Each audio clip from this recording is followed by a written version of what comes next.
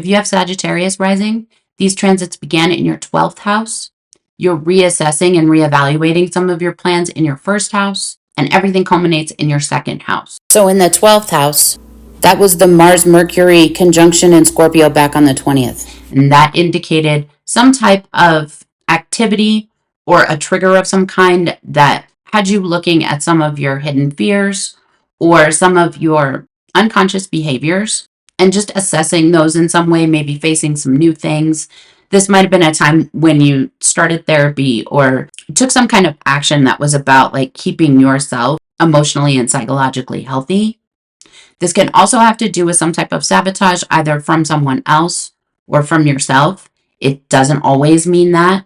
And it can also look like taking some time off by yourself, not necessarily in an unhealthy way, but just kind of like separating a bit from social groups or from your friends and just like taking some time, like some you time. So right after the Mars-Mercury conjunction, actually while it's still happening, Mercury enters its shadow period for the upcoming retrograde. And so what that looks like is something has happened that has caused me to pause. This is some type of 12th house issue. So this could be I've taken some time off by myself and now I'm pausing to reflect, or there was some type of self-sabotage in my behavior that I noticed.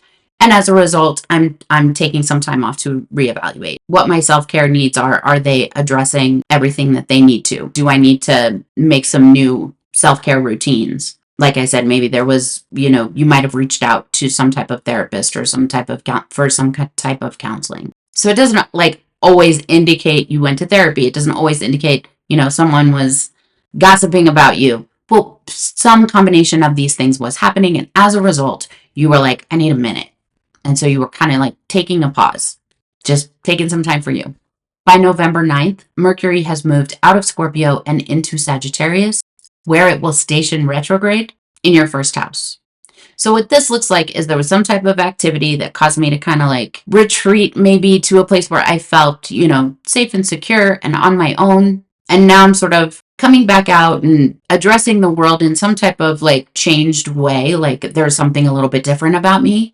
Other people might be noticing that. Your first house is all about just you, your physical appearance, how you show up. It's people's like first impression of you. If I know nothing about you and I just see you just on the surface, it's like, what is the first thing that people think? And so there might be some type of physical changes. Like sometimes, we take a good long break. We're rested. We're feeling bright and shiny and healthy as we go out into the world. And that's maybe not where you were at the end of October. You may have been exhausted and that's why you were taking that break, taking some downtime. So by November 9th, you're kind of taking another step back as Mercury goes into retrograde. And this might be not necessarily something that you're deciding, but like as Mercury went into Sagittarius, you might have been like full steam ahead. Now something's happened that said nope, and you have to take a little bit of a break from whatever your plan was moving forward. And it doesn't have to be like something bad necessarily is happening. There's just some reason that you need to take a step back and reassess again, kind of adjust your plans. And you're reviewing what has come up so far and maybe revisiting some of the issues that were coming up at the end of October, or even the people involved in some of the things that were happening then. On November 12th, Mercury, having stationed retrograde and now continued its motion retrograde, kind of backing up to where it was before, and Mars, having continued forward from Scorpio into Sagittarius, they are now heading right towards each other and collide again in your first house. This is a good time to just be really mindful. This can be like a accident-prone transit. It doesn't mean the sky is falling. It can just be like you might feel particularly clumsy, just kind of like out of sorts in some way. But this can sometimes mean like some type of anger, conflict in your immediate space. And it could be that that conflict is coming from you, that you're kind of feeling escalated or easily like triggered into anger.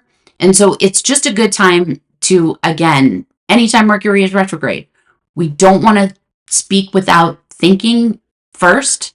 But in this case, we definitely like where there's this additional connection between Mercury and Mars. So not only is Mercury retrograde, but also it's running right into Mars, and Mars being a malefic. This is kind of like compounding the warning of think before you speak, especially if you're coming from a place of anger. Anger is meant to be constructive. What we do with it tends to be bad because we try to stuff it and ignore it, and then it comes out in these weird reactive ways, or we vent anger on safe people and don't confront the person that's actually bothering us. And we just have a difficult time managing it because of this weird idea that all anger is bad. What you want to be doing is really like practicing acceptance around XYZ is happening and I feel mad about that. And that's okay. That's a thing that would make somebody mad. Or it doesn't matter if it's okay or not. It just is. Like, I'm mad about that. I don't even have to judge whether that's acceptable to somebody else. But especially when we're feeling like out of sorts and an angry sort of like my thoughts are sort of escalated right now, when we're feeling that, we are more accident prone. And so it's a good time to just re-up your skills around how you manage anger, how you manage, when you feel escalated, how do you de-escalate to kind of a safe place? How do you accept whatever emotions that you're having before moving forward? And it is also a good time to practice that not speaking without having thought things through first. And it doesn't mean don't speak. It doesn't mean what you say is not appropriate. It just means you get a minute, you get to have that where you get to apply your own filter, one that's appropriate for you before you move forward. If we are upset about something and we come at someone with just like this explosion of anger vomit, our point is lost. Whoever we're talking to did not hear a word that we just said. All they hear is anger. And so we don't allow ourselves to be heard when there's more anger than there is a point to what we're saying. And when we make something that we're saying kind of an attack, then people are going to resist it. But if I'm inviting someone to, hey, this is bothering me, I'm really upset about this, this is, what I need to tell you, that's a lot easier for people to hear. And then our point doesn't get lost. And really, at the end of the day, that is how anger can serve us, is that it gives us like that warning bell of something's wrong. I'm feeling this way because something is wrong. And I would like to be able to communicate this in a way that solves the problem so I don't have to feel this way anymore. So there's that piece. And there's also just be a little bit cautious. Slow down so that you're not tripping over your own feet. Be cautious while you're driving. It does not indicate like there's, everyone who has Sagittarius rising on this day is going to get in a car accident. That's crazy talk. That's not going to happen. But we do want to be more cautious when we're driving, just because it indicates that we're bothered by something, we're feeling kind of escalated, and that's not the greatest time to get behind the wheel. So if you are going to be driving on that day, you just want to be cautious about like, how am I feeling? Should I maybe get a ride today or take the bus or grab an Uber rather than drive myself? Am I feeling distracted enough that it might be in my best interest to just take the bus and use that time to kind of sort through how I'm feeling right now? By November 29th, Mercury has moved past Mars. Mars has continued forward in Sagittarius, while Mercury has backed up into Scorpio and your 12th house. So this could again have you feeling a need to isolate a bit, or in some kind of circumstance where you're retreating from your normal activities and just taking some space, taking some time alone. There's likely been some type of activity, some type of events that have happened over the last 6 weeks that have you just kind of like, I need a minute, I need a break.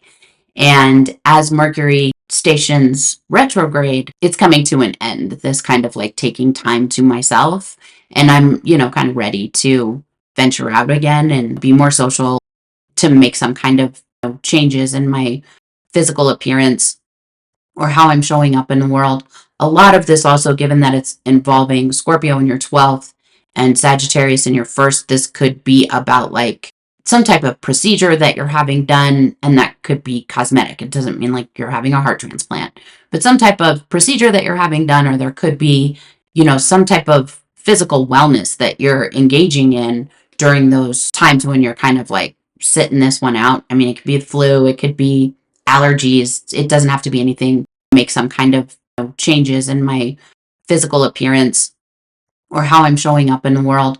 A lot of this also, given that it's involving Scorpio in your 12th And Sagittarius in your first, this could be about like some type of procedure that you're having done, and that could be cosmetic. It doesn't mean like you're having a heart transplant, but some type of procedure that you're having done, or there could be, some type of physical wellness that you're engaging in during those times when you're kind of like sitting this one out. I mean, it could be the flu, it could be allergies. It doesn't have to be anything earth shattering, but it is something that's physical that's, causing you to want to take a breath and take a minute and maybe sleep in or take the day off, whatever the case may be, whatever's appropriate for what you're going through. And it could be also none of that. This could be about your own emotional healing and, feeling tapped and feeling like you just need to recharge your batteries for whatever reason. That type of, needing some space, needing some time alone, that has been a theme throughout this Mercury retrograde.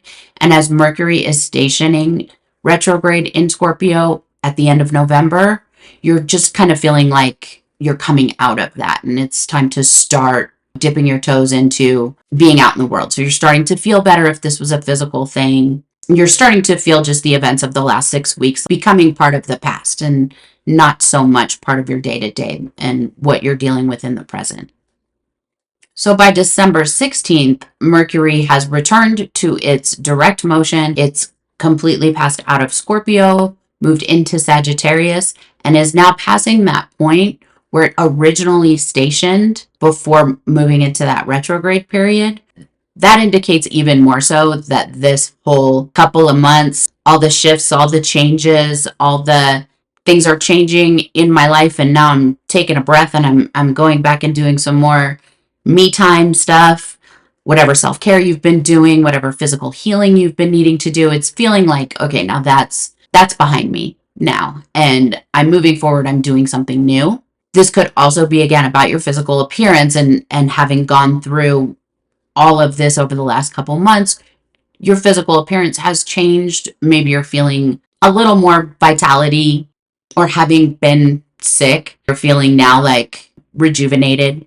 So as Mercury leaves its shadow, whatever this 6 weeks was that was affecting kind of the way you show up in the world, it could be your physical presence or whatever physical changes that you are making, intertwined with like that me time that you were needing to take, possibly having to do with fears that had been triggered that you were facing. All of that whole period of time is now just moving into the past for you, and you're kind of like making new plans and moving forward, and you're feeling some momentum in that area.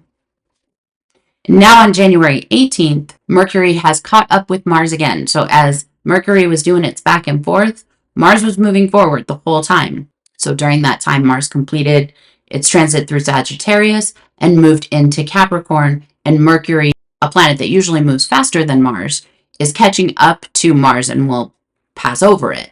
So on January 18th, they are sitting at the same degree in Capricorn. And what this indicates for you, given that this conjunction is happening in your third house, is that something is manifesting for you in the area of communication, your neighborhood, your neighbors, or your siblings. So with Mars in Capricorn, Mars is exalted in Capricorn. It really likes to be there. It's a really good time to start making new plans or putting plans into action, doing things differently, and building a new foundation, especially foundations that have to do with plans that you're making with siblings, with your neighbors, that you're making in your neighborhood, or maybe there's been a change to what your neighborhood looks like, and you're building like a new social foundation there. But this is a really good time to move forward with that. So remember to just use this time to your advantage. Any energy that you're feeling, where last month, like the energy that we're feeling is kind of like making us trip over our own feet.